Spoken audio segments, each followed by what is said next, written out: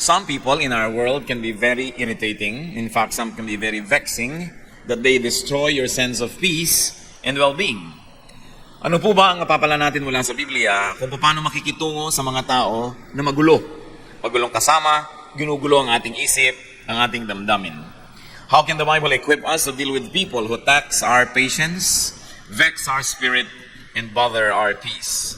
Sabi po sa 2 Timothy 3:16 to 17, all scripture is God-breathed and is useful for teaching, rebuking, correcting, and training in righteousness, so that the man of God may be thoroughly equipped for every good work.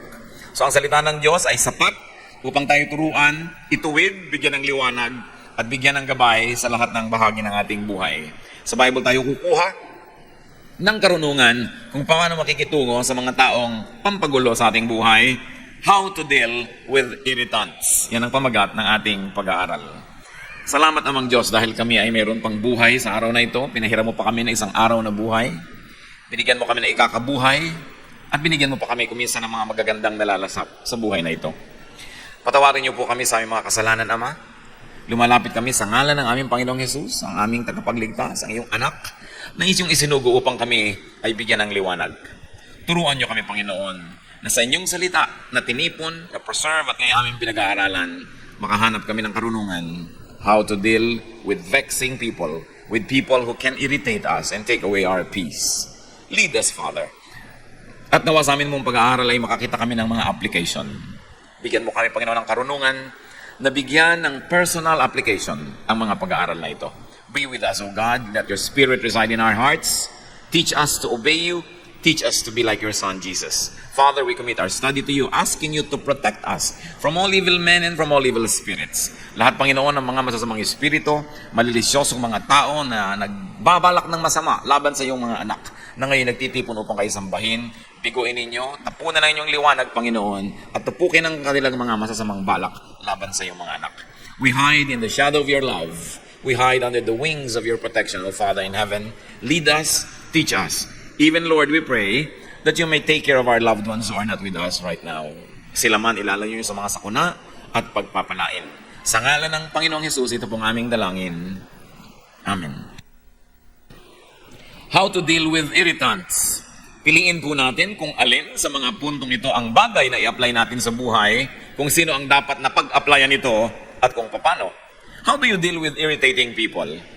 Yung mga tao na ang inyong tahimik na pag-isip ay ginugulo, ang inyong direksyon ay inililigaw, mga tao na pagka pumapasok sa inyong buhay ay nawawalan kayo ng saya, ng sigla, at nagkakaroon kayo ng gulo.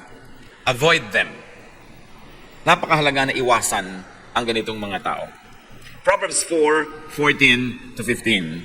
Do not set foot on the path of the wicked or walk in the way of evil men. Avoid it. Do not travel on it. Turn from it and go on your way. At kung maiko-consider po natin na something not good but something evil yung ginagawa ng mga irritating persons, then we should avoid their evil paths. Mabuti naman at maluwag naman ang mundo at marami naman tayong choices kung paano iiwas.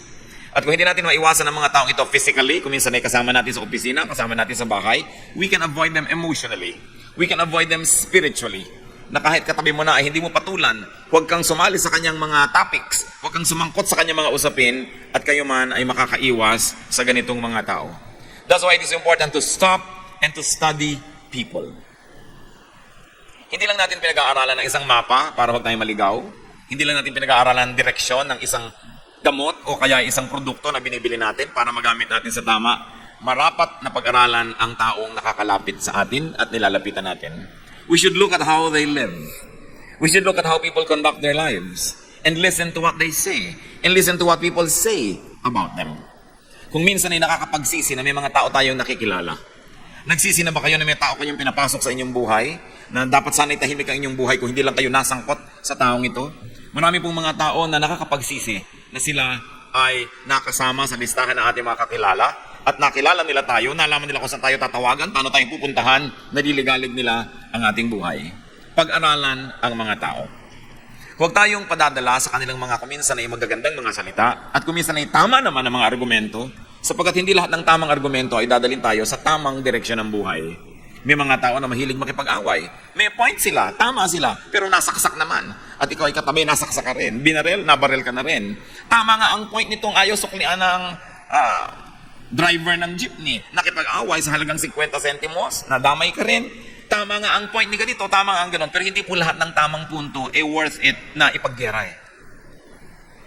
Do not stop at every station. Do not take every argument. Do not go into every battle. Sapagkat napakaraming dapat na magbubuting gawin sa buhay, limitado ang ating oras at panahon, at pag inubos po natin ang ating oras at panahon sa mga gerang hindi naman dapat, nawawalan tayo ng panahon para doon sa mga gerang dapat nating pagtutukan ng pansin. May mga tao are very particular. They will always find fault. They will always criticize. They will always have something to say. Don't have anything to do with these people because they're always courting disaster. Kung ang pinakamatataas na puno ang siyang tinatamaan ng mga kidlat, yung mga taong mahilig magreklamo at gumawa ng gulo, ang tinatamaan ng mga bala.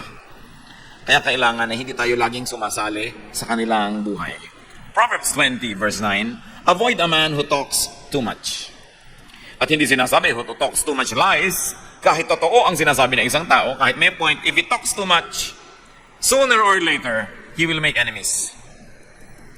Ang isang taong lagi na lang may comment, lagi na lang may sasabihin, lagi na lang may pintas, kanino man, hindi yan magkakaroon ng maraming kaibigan, magkakaroon ng maraming kaaway. At kung siya'y kasama nyo, ang kaaway niya ay nagiging kaaway nyo rin. 2 Timothy 2:16, avoid godless chatter, because those who indulge in it will become more and more ungodly. Huwag daw na tayong sumasali sa mga hindi makadiyos sa mga usapin, kahit pa nga ang pinag-uusapan ay Diyos. Kahit pa nga ang pinag-uusapan ay theology, kahit pa nga ang pinag-uusapan ay may mga bagay na may kinalaman sa Biblia, kung ang mga nag-uusap-usap dito ay hindi naman talaga naghahanap lang ng katotohanan, kundi naghahanap ng gulo, naghahanap ng away, naghahanap ng babag, ay godless din yung chatter na yan. Tulad ng binabanggit sa Titus 3:9, which obviously is referring to religious talk. People who talk about religious issues. But avoid foolish controversies and genealogies and arguments and quarrels about the law, because these are unprofitable and useless. Law na yung pinag-uusapan, law of God, law of tradition, law of custom, law of the people. Sabi, huwag kayong sumali sa lahat ng mga kahangalang mga pagtatalo. Walang mabuting idadulot sa inyo yan. Bakit po ba tayo nag-aaral ng salita ng Diyos? Di pa upang maging mapayapa ang ating buhay? Upang tayo ay magkaroon ng mga magmamahal sa atin at mamamahal? Upang tayo ay patuloy na rumunong, hindi para maging marunong lamang at i-display ang dunong ngayon, kundi para tayo ay maging maunawain sa mga mangmang, upang maging mapagpatawad tayo sa nagkakamali, at upang magkaroon tayo ng kagandahang asal, maging polite tayo, that our ways may be polished, our attitudes may be corrected, and our manners impeccable, or be made impeccable. But what happens when you argue on religious grounds and reasons, but you display bad behavior? That you only quarrel and fight. Tama nga halimbawa ang yung theology, pero ang behavior nyo, disobedient naman to authority. Tama nga halimbawa ang argumento mo, ipagpalagay ng tama, pero ang pamamaraan mo, nananaksa ka ng tao sa kanyang likuran. Wala kang utang na loob sa mga nakatulong sa'yo. Nagiging rebellious ka sa mga leaders mo. What's the point na natuto ka? Rebellion was the sin of Satan. Hindi natawag si Satan na ignorant dahil marami siyang alam. Hindi siya natawag na wrong ang kanyang mga approaches at ang kanyang mga premises, pero ang paraan niya, sinusuwag niya ang Diyos. Sinusuwag niya yung dapat sana iginagalang niya. At alam niyo po, even in religious circles, there are many people, natuto lang ng konti, susuwagin ang kanilang Bible study teacher. Umaaten ng Bible study, hindi naman para matuto, para i-display ang kanilang alam, ipahiya ang teacher, at pasikatin ang sarili. Umaaten ng mga churches, hindi upang magpasakop at mag-improve ang karakter, kundi upang maghanap ng babag, patunayang mas magaling siya kaysa sa preacher o sa pastor. Yan ang mga dapat iniiwasang kausapin. Avoid foolish controversies. Hindi sapat na mayroong magandang argumento, pinag-uusapan, saan ito uuwi? Saan pupunta ang usapang ito? Magkakagulo ba ang mundo? Mag-aaway-away ang mga tao? Masisira ang mga magagandang relasyon? Even Paul said, our knowledge is imperfect and our prophecy is imperfect. Paano mo aawayin ng isang tao sa kanyang paniniwala kahapon? Maaaring ang paniwala niya ay mag-improve at maiba next week. Paano mo aawayin ng isang tao sa theology niya last month o last year? Sapagkat yung theology na yun ay dynamic, patuloy na, nakahasa, patuloy na na-fine-tune. Sabi ni Paul, our knowledge is imperfect and our prophecy is imperfect. But when the perfect comes, the imperfect will pass away. So bakit mo gagirahin yung imperfect kung imperfect man yun? Dahil kaya perfect ka at siya imperfect, kaya gusto mo siyang awayin? Kaya sabay iwasan ninyo ang ganitong uri ng mga pakikipagtalo, mga pagdedebate tungkol sa salita ng Diyos, tungkol sa Biblia, tungkol sa mga doktrina, sapagkat napakaiksi ng buhay ng tao. At sino ang nakararating sa puntong alam na niya ang lahat para sabihin niyang, ang paniniwala ko lang ang tama at ang paniniwala mo ay mali. Mahalaga na may paniniwala tayo. Mahalaga na may direksyon ang ating paniniwalaan. Subalit wala dapat maging palalo na mag-isip na alam na niya ang lahat ng tama. Therefore, dapat na siya makipag-away sa mga taong hindi ganon ang kanilang mga pananalig. The Bible itself says, avoid foolish controversies. So avoid people who always and often get into trouble. Avoid people who always get into quarrels, who are involved in many bickerings. Kaya kung minsan, nagka-girlfriend ka na bungangera at palaaway, nadadamay ka. Inaway niya isang babae, yung boyfriend ng babae yun, inaway ka rin dahil ikaw ang boyfriend niya, gumulo ang buhay mo dahil sa babaeng ito. Kung minsan naman, tahimik kang babae, ang naging nobyo mo iba sa gulero, mahilig makipag-away, nadadamay ka. Proverbs 12:26, a righteous man is cautious in friendship, but the way of the wicked leads them astray. Ang taong matuwid ay maingat sa kanyang pakikipagkaibigan. Sapagkat pag tayo nagiging kaibigan ng sino man, ang ating resources ay nagiging resources niya. At kuminsan yun lang ating presence ay nagiging lakas ng loob niya para mag-isip na marami siyang kakampi. Kaya hindi agad-agad ibinibigay ang pakikipagkaibigang malalim. Lalo pa nga sa mga taong mahilig, manggulo at mangaway. How else do we deal with irritants? Learn from them. Turn every disadvantage to an advantage.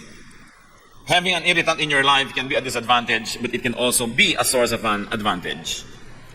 Learn from what they do and the result of their deeds. If P then Q, if I did this, then this is the result. Matuto tayo sa mga ginagawa nila, nagiging bunga ng mga pinagagagawa nila. And learn from what they say about you. Pag meron po mga nagsasabi ng lahat ng uri ng mga masasakit, mga di magaganda mga salita laban sa atin, ang una nating itatanong, is it true? Totoo ba ang sinasabi niya? Or is it partially true?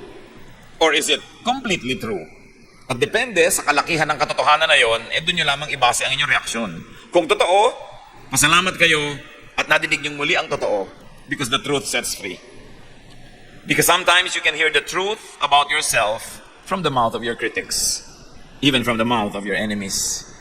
Kimisan yung mga tao nagmamahal sa atin, mga kaibigan natin ay nabulag na yan sa ating mga kapintasan, tinanggap na nila, minahal na nila tayo, so hindi na tayo matutuwid. Pero pag nakinig ka sa mga sinasabing kapintasan mo ng isang kaaway, lalo totoo, ang totoo noon ay magpasalamat ka at naaalala mo ang mga katotohanan hindi maganda tungkol sa iyong sarili, may benefit din yun. Bagamat masakit.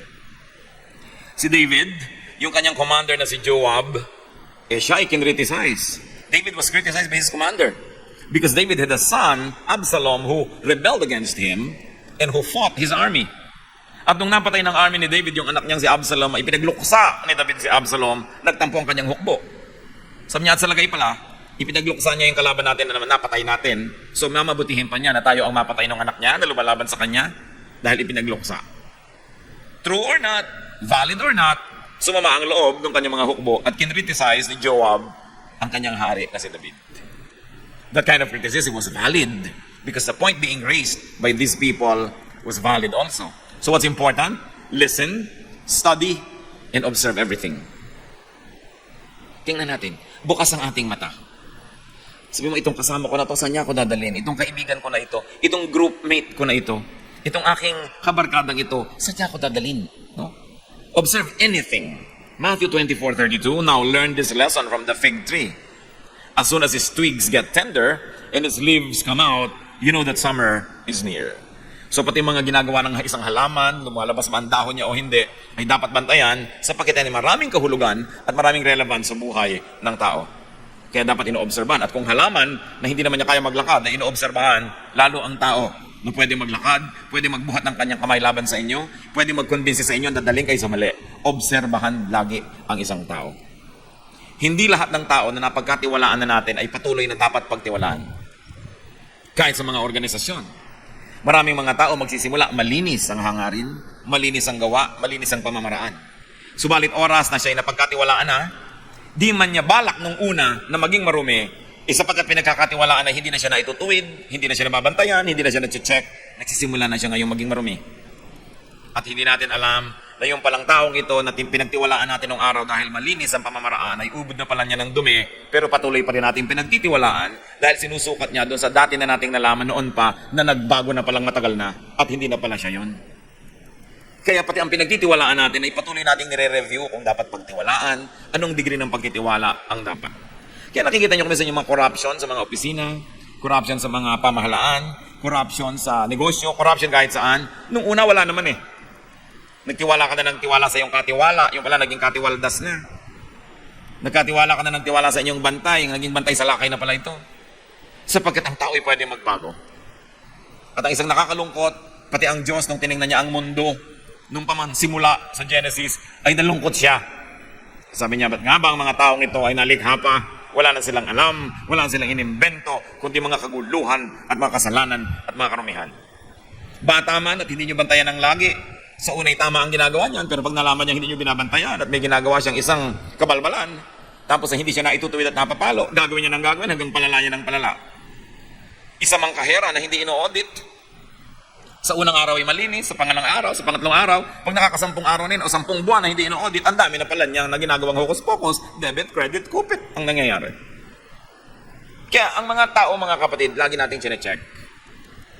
Kahit asawa, okay, naniwala na ako nang naniwala sa kanyang pasya dahil ang track record laging tama. Pero ito bang magiging pasya na niya na ito ay tama? Dapat ko pa rin reviewin.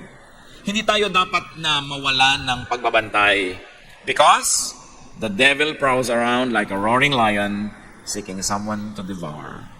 Nag-aantay ng pagkakataon. Tatandaan natin, ang mga problema ay hindi laging nandun sa simula. Subalit sa ating pagwawalang bahala, lumalaki ang mga yon. So review, what is the effect on you of the people around you? Anong effect ng inyong kaibigan, ng inyong kabarkada, ng inyong mahal sa buhay? Proverbs 24:32, I applied my heart to what I observed and learned a lesson from what I saw. Kuminsan ang nakakalungkot, maraming mga tao habang sila ay nasa poder ng magulang, ang dami nilang reklamo tungkol sa kanilang magulang. Hindi sila natutuwa sa ugali ng magulang nila. Ang magulang nila ay masungit, ang magulang nila ay maramot, ang magulang nila ay ganito, ang magulang nila ay ganon. Pero, nung naging mga magulang na, ganon din sila. Inuulit lang nila ang mga kamalian ng mga magulang nilang dati nilang tinutuligsa nung sila yung mga anak na nagdurusa. Because we never learn from what we see. Because we never learn from the mistakes of people around us. That's why it is important to be observant. And the Bible is light on our path that says, don't walk this way, walk here, walk that way. Nakikita na natin napakarami mga nangyari sa mga taong gumawa ng ganito, ang naging bunga ay ganun. Tapos ganun pa rin ang gagawin natin, di ganun din ang magiging bunga. Observe. What else do you do with people who irritate you? Well, ignore them. Especially if their issue, their concern, especially if they do not pose imminent danger or real threat to life, to safety, to property, or to your well-being. Kung dal-dal-dal-dal na lang, hayaan nyo na, palampasin nyo na. Ang chismis ay namamatay pagka hindi sinasagot. Humahaba lang yan pag sinagot nyo. Parang tennis, nagpukol sa inyo ng bola, hindi nyo naman si Ed pinalo pabalik, di walang babalik. Magpupukol uli yan, hindi nyo uli pinalo, hanggang naubos na yung bola niya, tama na. Pero habang pinapalo niya, ibabalik niya, pinapalo niyo, binabalik niya, ang tagal ng laro. At ganon ang mga away. May sasabihin si ganon, magko-comment ka, makakarating naman sa kanya, ko-comment siya, hindi na matapos-tapos. Ignore them, especially if they do not pose real threat. 1 Corinthians 6:7, the very fact that you have lawsuits among you means you have been completely defeated already. Why not rather be wronged? Why not rather be cheated? Sapagkat sinasabi ni Paul sa mga Corinthians, tiisin nyo na, pagpasensyahan nyo na, palampasin nyo na kaysa demandahan kayo ng demandahan hanggang mga maliliit na bagay. Ikagastos pa kayo sa abogado, nahirapan pa ang loob nyo, nag-away pa kayo. Pero hindi po universal itong teaching na ito. Paul was addressing a very specific group of people concerning very specific problems. Hindi ibig sabihin na lahat ng Kristiyano sa lahat ng panahon, sa lahat ng lugar, hindi na pwede magdemanda ng kapwa Kristiyano.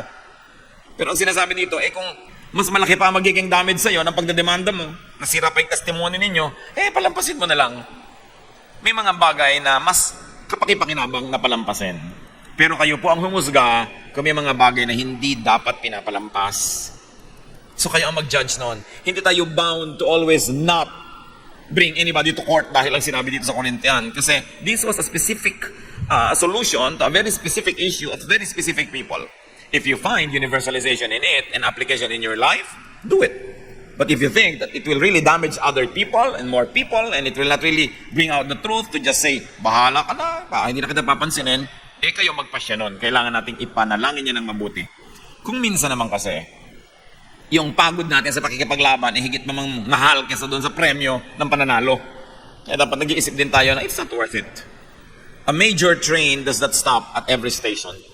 Pinipili niya kung saan siya titigil. And of course, you have to learn to choose your battles. And there are many battles that are just not worth it. So, ignore. Try to ignore people. What do airplanes do when there's a storm? They fly above the storm. Ilang beses na yan, lalo at domestic flight. Hindi naman sobrang tumataas yung mga aeroplano.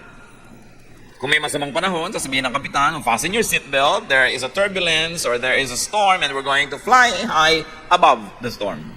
Tatandaan po ninyo mga kapatid, magulo lang ang himpapawid habang malapit sa lupa. Madali lang bumagsak pag malapit ka sa lupa. There is a certain distance from the ground wherein you will not even fall dahil hindi ka na hinihila ng gravity. Kaya mga astronaut, lumulutang-lutang na sila kung saan sila naroon, tinuturuan silang paano kikilos ko, ikay hindi nahuhulog at lumulutang ka lang. At maraming mga flight, nagkaka-turbulence lang yan pag nagla-landing o kaya pagka nagte-take off kasi malapit pa sa lupa. Pero pag mataas na mataas ka na, hindi ka na kayang abutin ng hangin. Mga kapatid, read the metaphor. Pagka ang spiritualidad natin ay napakalapit lagi sa lupa, abot na abot tayo ng lahat ng bagyo, lahat ng hangin, binabangga-bangga ka ng mga ibon, ng mga saranggola, pati yata yung pag-i-stretch ng mga nag-exercise na abot ka na kasi ang baba mo. Pero kung mataas ang lipad ng iyong espiritu, hindi ka kayang abutin. Nahayaan mo lang sila sa babang magkagulo, tahimik ka at payapa, tulad ng mga himpapawid na malayo sa lupa. When people are vexing, when people are always talking, and when people are always making trouble, fly above that storm. Have a space in your heart that cannot be reached by any kind of talk or trouble or intrigue. Then you can have peace wherever you go. Kung ang atin pong kapayapaan ay iaasan nyo sa kabutihan ng tao, hindi kayo magkakaroon lagi ng kapayapaan dahil maraming tao hindi mabuti. Kung ang kapayapaan natin ay iaasan nyo na kayo hindi pinagwiwikaan ng masama, hindi chinichismis, hindi pinipintasan, saan kayo pupunta para mangyari yan? Pero kung ang inyong kapayapaan ay nakaasa sa inyong pananalig sa Diyos, sa inyong pagkakilala sa inyong sarili, at sa inyong marunong na pagpapasya na nagsasabing, hindi ako paaabot ng ganon-ganon na lamang, lalo sa tao lamang na ito, tahimik ang inyong kalooban. Peace is something that you have inside of you. You must never depend on other people to hand it to you on a silver platter. Because they want your head on that silver platter. Huwag tayong umasa dyan. Proverbs 20 verse 3, it is to a man's honor to avoid strife, but every fool is quick to quarrel. Ang mga mararangal daw na tao at karangal-rangal kung sila ay umiiwas sa gulo. Pero ang mga hangal daw, madaling makilala, laging naghahanap ng gulo. Naghahanap ng argumento. Naghahanap ng debate. Naghahanap ng mga pagkakataon para mapatunayang magaling sila na meron silang alam. Pero tandaan niyo po, ang mga karunungang espiritual, ang tunay na dulot niyan sa buhay ay kapayapaan, kababaang loob, kabutihan, kagandahan ng asal, hindi kagaspangan at hindi pagiging malaswa o kaya hindi pagiging taksil o kaya hindi pagiging walang utang na loob sa mga dapat tingnan at tanawan ng utang na loob. Yan ang karunungan ng mga hangal, gulo ang hinahanap. And even in religious circles, religious students or scholars or so-called theologians can also love to quarrel about teachings and ideas. And most of the time, they really only want to prove themselves. Kung minsan estudyante, inaaway yung teacher. Siyempre, sisikat ka. Kung inaway mo ba si aling tekla dyan sa kanto, sisikat ka. Pero subukan mong awayin, halimbawa, isang senadora o presidente o artista, nasa dyaryo ka agad bukas. Kung ikay naging kerida ng isang tricycle driver dyan na hindi kilala, na 3 beses ka nang nanganak, hindi ka pa napag-usapan. Pero kung naging kerida ka ng asawa ng isang sikat, napag-usapan ka na agad. Even in religious circles, people try to be popular and famous by picking up quarrel with those already well known. So hindi mo dapat bigyan ng pagkakataon. Marami pong mga tao, ganyan lang ang gusto sa buhay, magpasikat, patunayan na marami silang alam, at gusto nila sirain yung mga taong kinakainggitan nila. Yung mga taong gusto nilang maging, kung hindi nila matupad yon, hindi nila maging katulad, hindi nila madaig, sisirain nila yon sapagkat yan ang kahulugan na mainggit. You want to destroy anything that is beautiful. I heard someone said, at natawa ako, sabi niya, don't hate me just because I'm beautiful. Baka gusto yung sabihin niya sa mga nagagalit sa inyo nang walang dahilan, don't hate me just because I'm intelligent. Don't hate me just because I'm rich. Don't hate me just because I'm popular. Don't hate me just because you cannot be me. Pero marami pong ganong mga tao. Huwag na lang patulan. And what do? How else do you deal with these irritating people? If you absolutely must answer them softly. Sumisigaw sila, huwag kayong sumigaw. Nagagalaiti sila, huwag kayong manggalaiti. Kasi pag pareho na lang kayo, di pareho lang pala kayo. Kailangan iba yung inyong behavior. Impeccable. You must be like a pond without blemish on its face. You must be the picture of serenity. And only through that imagery, people around you will say who the foolish one is and who the wise one is. Proverbs 15:1, a gentle answer turns away wrath, but a harsh word stirs up anger. Tanda ko yung minsan na may nag-aaway na magkapatid, galit na galit ang ate. Sabi ng kapatid na bata, pasensya ka na kasi tanga ako. Ano pa ang pwede mong sabihin? Inamin na. Pero pag pinagpilit mo, hindi, tama ako, balikat, hindi matatapos. Pasensya ka na dahil tanga ako. Tapos ang usapan. Ngayon, nasa sa inyo na kung totoo nga ba yun o hindi. Pero hindi ka naman siguro ganun kung napakaganda na yung paraan, natigil ang awayan, hindi ka talaga kulang sa karunungan. Marunong ka. Pero para kang kawayan na sa lakas ng hangin ay yumuyuko para di mabali. Bakit ka lalaban sa hangin na umadaglakas, hindi yumuko ka? Meron ba namang matapang na lumilipad ang mga bala sasalubungin mo? Siyempre yuyuko ka dahil may bala. Kailangan marunong tayo ng ganong uri ng pamamaraan. Kahit aso, di ba ayaw mong magalit sa'yo? Bakit mo gugustuhin na ang tao ay magalit sa'yo? So galit na nga siya, sasagot ka pa ng mas nakakagalit sa kanya. Kahit pa mali siya at binaril ka niya at namatay ka, nakulong pa siya pero patay ka na rin. So bakit mo gagalitin ang isang aso? So kung maaari mga kapatid, huwag nyo rin gagalitin, lalo na ang isang tao. Lalo, galit na nga siya. Pag galit na, huwag nyo na salubungin. Kahit pa kayo tama, magigilang pareho kayong mali at the end of the day. Because maglalaban lang kayo ng palakasan ng boses, palakasan ng katawan, mamaya talagang physical battle na yan.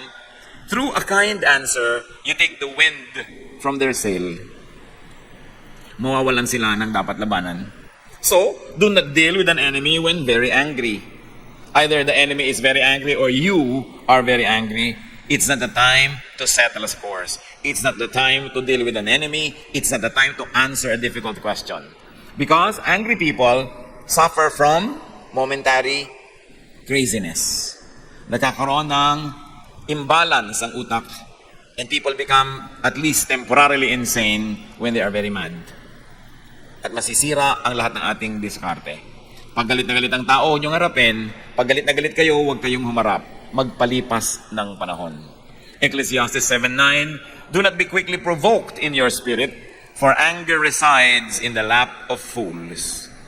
Yan daw, nakakandong sa mga hangal, yung pagka mainitin ang ulo, pagka magagalitin. Anger resides in the lap of fools. So a wise person will not be easily provoked. Pinoprovoke ka na nga, hindi mo pa pinapatulan.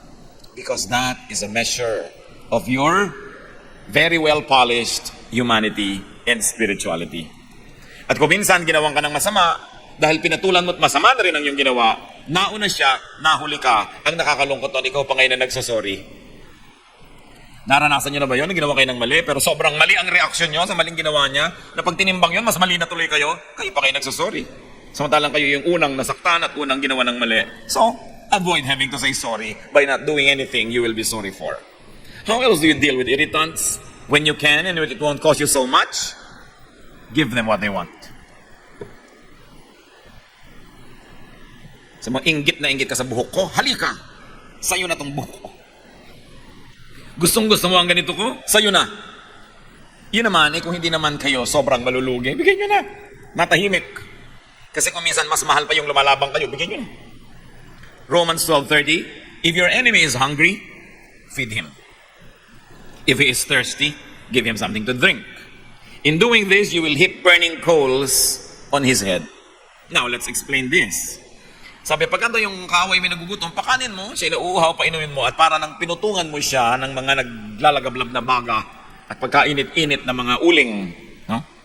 Akala nung iba, sige, sadistahin mo, lagyan mo siya ng baga sa ulo. Alam niyo po, wala namang araw, nung araw walang posporo. Ang bahay ng mga Israelites dapat laging may apoy. Kasi pag magluluto sila, saan sila kukuha ng apoy? So dapat laging may apoy yung kanilang maliit na lamp. Okay? Kaya isang malaking kapintasan ng isang nanay ng tahanan na ang kanyang ilawan ay namatay dahil naubusan ng langes. Kaya ang description doon sa babae sa Proverbs 31, yung kahangahangang babae, her lamp does not go out at night. Diba? At saka yung sinabi yung mga foolish virgins na ubusan ng langes ang kanilang ilawan, napakalaking kapintasan. Ngayon sabi, kung ang iyong kapitbahay ay kumakatok sa'yo, nangihiram ng baga ng kalan mo dahil yung kalan niya ay nanlamig na namatay na, ay magluluto siya. Alam niyo naman kasing baga, hipan nyo lang yan, lagyan nyo ng mga kung ano-anong mga tuyong mga dahon-dahon, mag-aapoy na uli. Sabi, may kailangan pala siya, ibigay mo and you will hit burning coals on his head. Because people carried their baggage on their heads, no, in the olden days. And they usually would bring a broken pottery or broken jar on their head. Doon mo ngayon ilalagay yung hinihingi niyang baga. So you will hit burning coals on his head. Hindi para mainitan siya. Ang ibig sabihin nito is not to torture your enemy. Ito ay quotation kasi from Proverbs 25, verses 21 and 22. But it means, make them grateful. Okay, may kailangan siya. Ibigay mo. May tatanawin siyang utang na loob sa'yo. So, sinong panalo? Di ikaw. Naabala ka, bumangon ka, binigyan mo siya ng mga baga, nabawasan yung baga mo, pero ano ba naman yun? Meron ka pa naman natira sa bahay mo. Ibigay mo kailangan. Sa isang matinong oras niya ng pag-iisip, matatanto rin niyang may utang na loob siya sa'yo. So, ibigay mo kung kaya mo rin lang ibigay. Pero pag-aralan nyo rin, kasi may mga tao na pag binigyan nyo ng kamao, kakainin hanggang sikon nyo. Meron ganon. Wala, kahit sa mga itinuturo natin ng mga ganito at nasa Bible verses, hindi ibig sabihin you will apply to everybody every time. Gagamitin nyo rin utak nyo kung kailan ko ba ito i-apply. Because may mga tao na hindi nyo dapat bigyan ng kahit ano dahil sasandal na sa inyo. Iaasa na ang buong buhay nila sa inyo. Minsan nyo lang tulungan ng pang-enroll isang SEM hanggang mag-PhD yan sa inyo nahihingi. No? May mga ganong klaseng tao, sinusuri nyo yan. At pinag-uusapan natin ng general application ito sa general types of people. But very special people need special study and special treatment. How else do you deal with irritants? Turn them into friends. The best way to beat an enemy is to turn him into a friend. So, intelligent people will always try to win their enemies so that they can become friends. Pag enemy mo siya, lahat ng assets niya gagamitin laban sa'yo. Pag friend mo siya, lahat ng assets niya gagamitin niya para sa'yo. So, tell me kung bakit hindi wise to turn people into your friends. So yung nanggagawa ng kaaway, hindi ka naman inaaway ng tao, inaaway mo siya, sobrang foolish ka nun. Dahil kahit butiki lang yan, kahit langgam lang yan, makakakagat din yan, mapupuwing ka rin niya. So bakit mo siya awayin? Lalo na kung inaaway mo, pader, babangga ka sa pader, sobra ka namang foolish nun.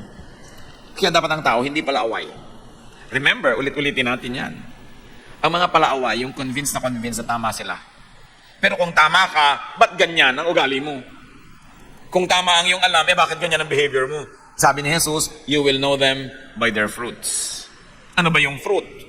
Ano ba yung fruit lagi ng Spirit? Joy, peace, love, di ba? Forgiveness, understanding. Pagka hindi ganun ang dinudulot sa inong karunungan mo, huwad na karunungan yon. Mabuti pa hindi ka na lang natuto. Ang mga tao naman parang bata, you can make them do anything so long as you play with them first. So bakit hindi ka muna makipagkaibigan? Ecclesiastes 10:11. If a snake bites before it is charmed, there is no profit for the charmer.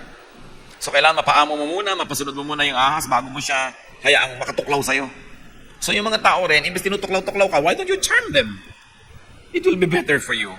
And many people are foolish for no reason at all. They choose to fight their fellow men. How else do you deal with irritants? Siyempre naman, pray for them. Yan ang wala kang katalo-talo dahil dinadala mo sa Diyos ang kaso mo. Pray for them. Matthew 5:44, love your enemies and pray for those who persecute you. Praying for people is profitable. Why? Because they can make us love them.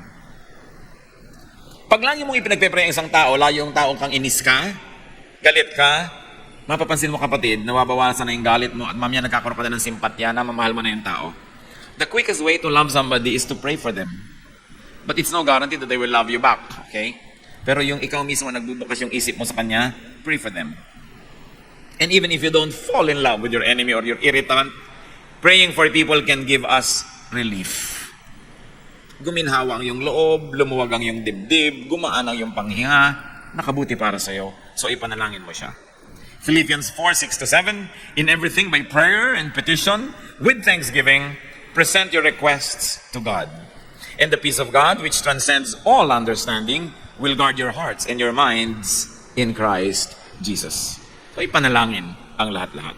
And finally, how else do you deal with irritants? Bless them. Bless them. 1 Corinthians 4:12, when we are cursed, we bless. Yan ang pinagkaiba ng mga anak ng Diyos. Sinusumpa ka, minumura ka nila, ang balik mo, pinagpapala mo sila. Ngayon, kung minura mo rin dahil minura ka, ba't ka pa naging anak ng Diyos? Pareho lang pala kayo. So dapat, mas mabuti ang ginagawa natin, ang isinusukli natin, kesa sa tinatanggap natin na ginagawa ng iba. Romans 12:17, do not repay anyone evil for evil. Be careful to do what is right in the eyes of everybody. Now, bless them because you're godly. But if you cannot be godly all the time, at least be wise. Bless them because what you plant, you harvest. Kung hindi mo siya kayang pagpalain dahil sa kabahan-hala ng iyong puso, pagpalain mo dahil wise ka. Dahil sinasabi sa Bible, Galatians 6:7, a man reaps what he sows. So may binless ka, di ang mapapala mo blessing. May inaway ka, may kinurse ka, di ang mapapala mo curse din. So be wise. Kaya ngayon ang aaway is a mark of foolishness. It's a mark of absolute foolishness. I remember one particular line I read way back in high school, and I couldn't remember who said or wrote it, but I'd like to share it with you.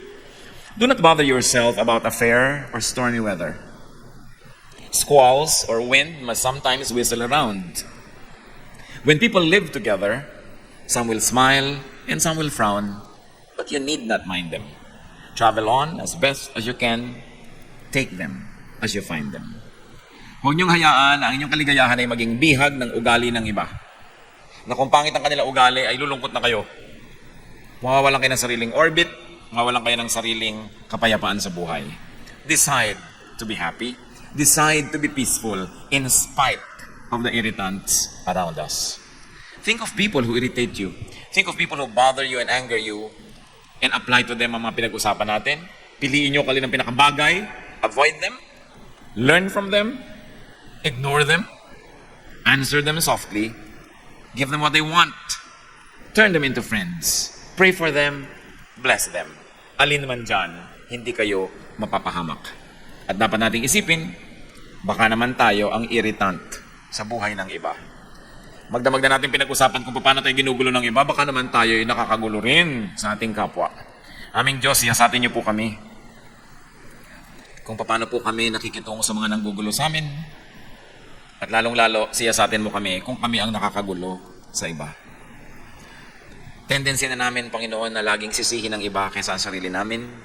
Ibunto ng lahat ng sisi sa bakura ng iba kaysa akuin namin yung mga dapat naming akuin. Siyasatin niyo po kami, ipakita niyo sa amin kung kami may nakakainis. May ugali ba kami na nakakagulo, kakasira sa iba? O kaya naman, Panginoon, kung kami talaga ang laging ginugulo, ituro mo sa amin how to deal with them.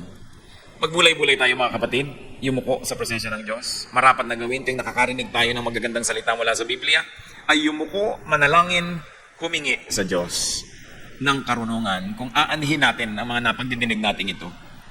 Humingi sa Panginoong Diyos ng kakayahan na ito i-apply sa ating buhay at tawa sa tulong ng Espiritu ng Diyos. Makita natin ang mas tahimik na buhay na hindi tayo nagpapagulo sa mga nanggugulo at tayo may hindi nanggugulo ng iba. Be with the Lord for a while. O Lord, bless your people as we ponder your word. May your Spirit reside in our hearts and teach us. Bless us, O God.